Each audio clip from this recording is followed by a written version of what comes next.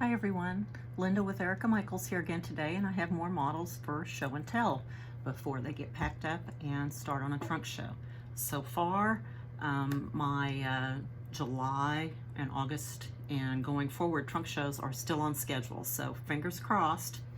But in the meantime, wanted to show you a few more. These aren't any particular season, so I'll just get started. The first one is called All Through the Night.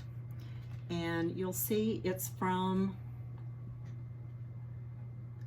the old folk song, kind of a lullaby. A lot of you are familiar with it. This is the linen version. There are 2 charts in the chart pack. This one's done on, I believe, 40 count linen. It may be 36. Just really pretty color palette and some subtle details. I've always thought this would make a really pretty birth sampler. You could eliminate 1 or 2 of the medallions and tuck in dates and initials and make a more subtle one that would be very, very pretty and a real keepsake. So this is the larger model. I've also done this one on silk gauze. It doesn't have the entire verse, just the angels watching all through the night. And you see the background on there. This is one reason I like to, a good illustration of why I like to design backgrounds on silk gauze. There's the little moon, the stars, and also kind of a grid in the background there that make that so pretty.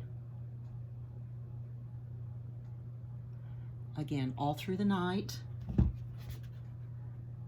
There are the 2 together. Both are in the same chart pack. Next is another kind of pair, but this time, this is the Beatitudes. This model is done on the 40 count silk gauze and goes through all of the verses. Now this is sold in 3 separate chart packs. There's a lot going on, so I divided it into 3 parts. So if you want to do the entire thing, you need to purchase all 3, or if you want to just pick and choose the verses, look and see which ones that you want to use. The first part, or the first chart pack, is the top row. The part 2 is the center panel, row of panels, and part 3 is that lower row of verses. Okay. And as I am wont to do, I stitched this a little differently on linen. So what I did first is I designed a little cover. All these little borders are taken from the larger piece, as is the dove, and I made a cover for a book with the individual verses that are shown on the larger piece, but they're stitched separately. They are a wee bit different because I've incorporated a border into each one that might look a little different than what it is on the panel. The other thing you're going to notice in each of these panels is I've incorporated a cross of some sort. There's a simple one there. Here's an anchor, which is oftentimes a symbol of a cross. And I've given a brief explanation of what that cross is or where it came from in the chart packs. I'm not trying to be a scholar about it, but just what I know or what strikes me as appropriate. And in addition, each one piece has a symbol. For instance, blessed are the meek, for they shall inherit the earth. And this one has the lambs, which is a common symbol for meekness. So this is a good way. If you want to stitch them in a book, you certainly can, but they would be wonderful collection of little smalls, bowl fillers, whatever you'd like to do with them. So again, that's the Beatitudes. And remember, it's sold in 3 parts. So you need 3 separate chart packs to do the entire thing. Okay? Next, first, I am the oldest of 3 girls. And I'm grateful that we're real fortunate. We have a wonderful relationship. They're my best friends. And so I found this verse sometime back, and I really wanted to do something with it. They laughed a little louder, they cried a little softer, they lived a little stronger because they stood together. Now maybe you don't have blood sisters, but maybe you have sister friends. I think this applies to those folks too. And you can see I personalized it. There's the word friends here if you'd like. Also put our initials. The initials could even go clear across here, however you might want to do it. The other thing that I did is I pulled out this little corner here with the word sisters, and I made a very simple little cushion from that corner of the design and added a nice variety of, I've got a pretty good stash of old vintage buttons, and so I had fun digging through and picking out those. So this is Sisters Together, all one chart pack. Okay, a few of the berries. One berry that I did about a year or so ago came out, and it's still in the trunk show, is my needleberry. And I'm going to show you 3 berries here. And then I'm going to, whoops, almost dropped it. And then I'm going to explain why there's 3 instead of the usual 2. First I'll go with a linenberry, which is, as usual, the more simple version of the design. It's got this lovely sewing bird, a big threaded needle, pincushion, scissors. Just a really, really pretty piece. A simple green wool cap. That's a vintage button, metal button there at the top, and some clay pins. Okay. Now, as always, the silkberry, which is a separate chart pack, because the stitch count's larger, it has a lot more going on. The sewing bird itself is a little bit more detailed, and there's just more here. There's lots more threads swirling around with that needle. There's a big pair of scissors. It says with my needle on it. There's a little ruler. There's a pincushion. This wool cap is some very dark blue wool. It's actually 2 layers. It's a little hard to see here, but you can also see these pearlized pins that I've added in a circle around to accent that a little bit. And again, some more pretty clay pins from Just Another Button Company. Now, that 3rd berry you saw a moment ago, it's exactly the same design as this little guy here. This is how big the berry gets when you stitch the silkberry design on linen over 2 threads. So in case you're wondering about that, that's one reason I did this berry, and I just thought it would be fun anyway.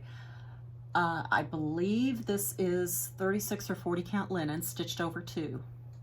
And so it has all the detail of that little silk berry, but it's stitched on linen, so it's considerably bigger than this little guy, and bigger than a linenberry design. Okay, still a lot of fun, although you might not want a whole lot of them this big in your collection. So that's my needleberry. This is the silkberry design, and this is the linenberry design. Pretty little sewing birds. Okay, early on when I started doing berries, I gravitated pretty quickly to a couple of traditional themes, one being Quaker samplers. Most of us, or many of us, I'm sure, have at least done a little bit of Quaker work with those traditional medallions. This one is the linenberry, and here's the silkberry. The linenberry I did monochromatically. You could certainly do it and mix up the colors any way that you would like, but it's equally stunning done all in one color. The top is a simple scalloped cap, and then it's accented with these gold straight pins. And further, these are straight pins which are made by covering a flower head pin, flat flower head pin, with a couple of pieces of wool and tiny little blanket stitches all the way around to hold it in place. But it makes a nice, clean, simple finish for this Quaker berry. So this is the linen berry. Now back to the silk berry. There's a nice large medallion in the center, and you'll see my initial L there in the center. There's a charted alphabet included in the chart pack so that you can personalize yours as well in that center large medallion. But then there are all these others all the way around. Lots of pretty Quaker bits and pieces. You could do this monochromatically like I did the linen one. It's completely up to you. This one is finished with a bit of lace, which I just pulled around into kind of a cap that covered the opening. And that's a little tiny wooden spool of thread that I found at the craft store, and a little tiny vintage button there on the top. So this is Quaker berry, the silk berry, and the linen berry. Okay, finally today, the other one that was early on was sampler berry. It's been very popular. There's the silk and the linen. I used a border from an old sampler that got handed down in my family, and it's got the alphabet stitched, a few other floral motifs. I've put my initials up here at the top, and also the year I stitched it. There's a little bird, some flowers, hearts, there's a little rabbit, just several little motifs that are typically found in a sampler.